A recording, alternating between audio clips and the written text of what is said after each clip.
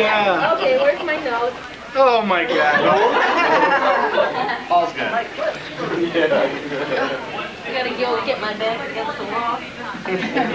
Fortunately, I have a loud voice. So. We never noticed that.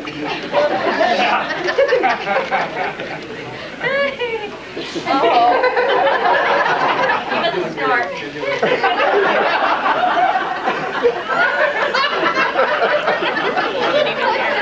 The two laughed.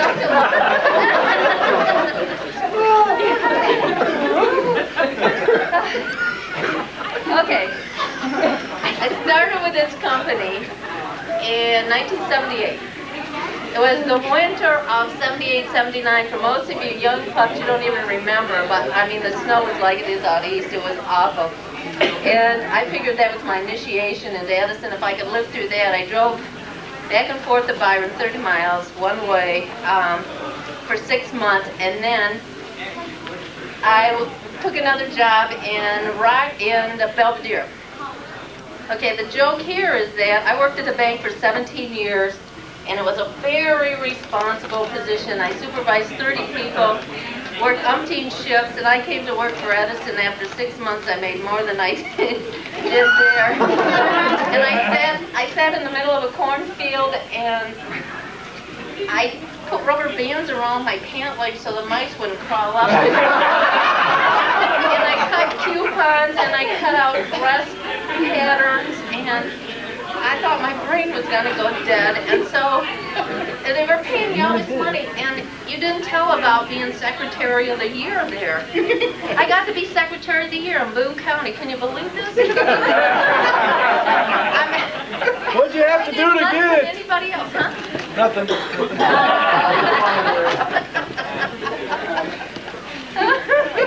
Oh, anyway.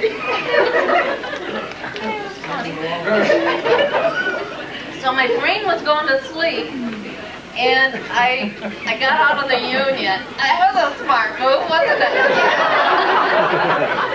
I went to IR in Rockford, and my first accident report was, are you ready? I mean, these things just happened to me. It was a meter reader that had a dog bite to the testicle.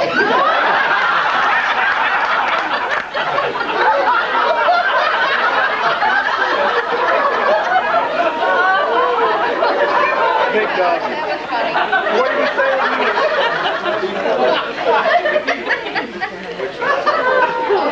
Oh, geez. That's when she met Bob.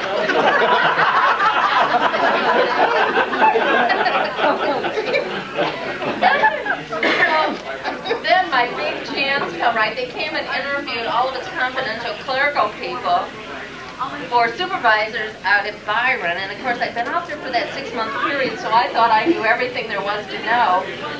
And so I was the chosen one to get to go out there and be a supervisor. Now, the same week that I went to Byron, I had 2 uncles die.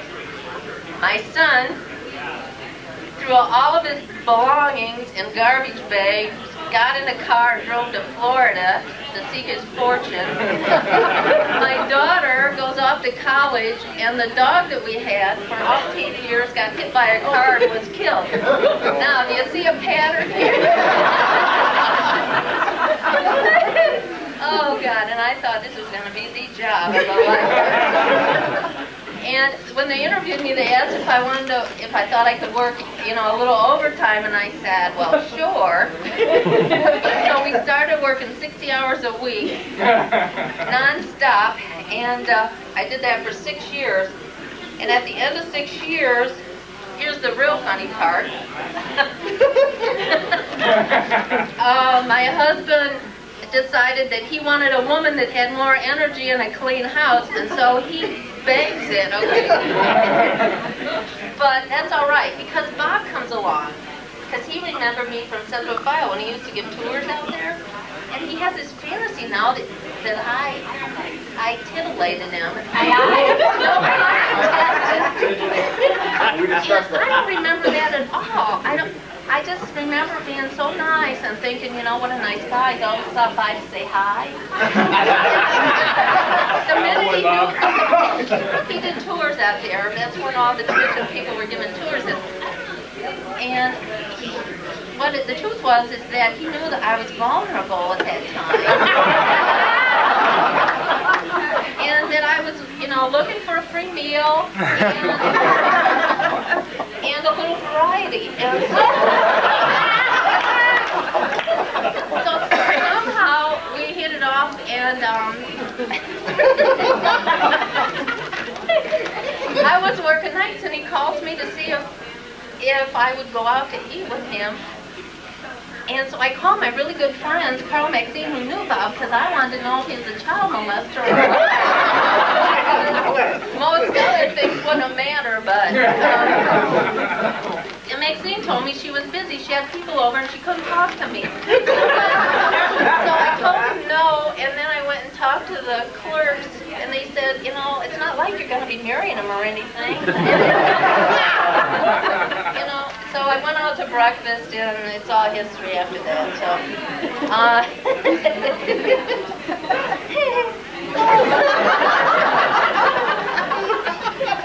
back up to that vulnerable spot.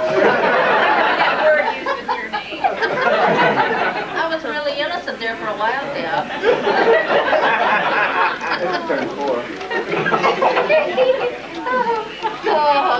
Anyway, some of the really good times that I've had have nothing to do with nuclear power or generators or turbines, and I still don't know the difference. And the best part is I could care less. I pretended there for a while, but the fun stuff was, I was a people person. I could never figure out why it just didn't seem right, me being out there until we had all those personality tests, and it's like, I was over here I was the only person in this one group, and everybody else was off. And anyway, so I figured it out, but, so I entertained all the foreign visitors.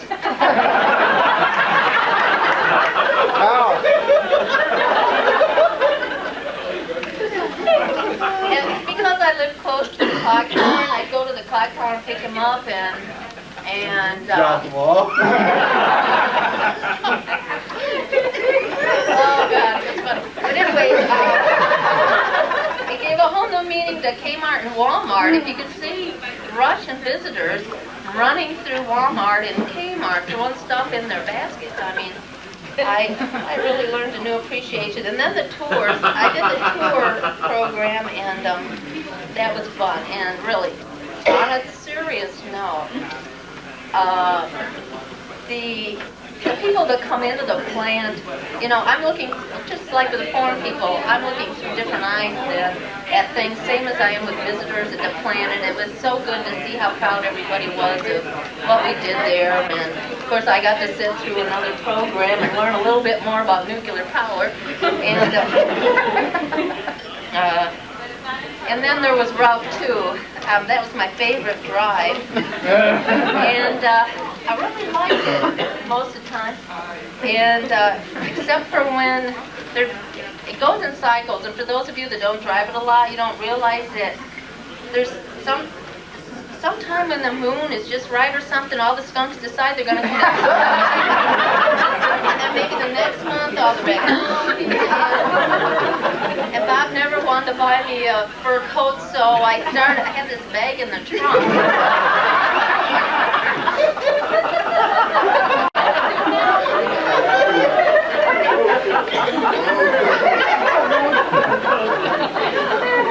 Anyway, the last 2 years have been really, really special because if I was still in SED, none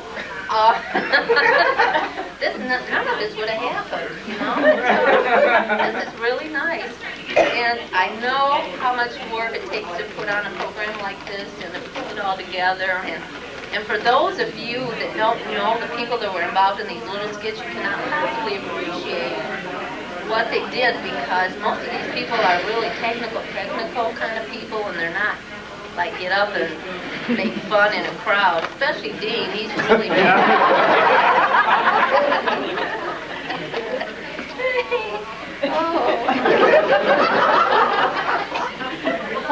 Anyway, the bottom line is, in the end, it's the people, you know, and that's really all that matters. And you know, when you leave here and you go to the next step in your life, it's the people you remember, and not whether that's steam or smoke or, you know, or whether it's all the way full of water.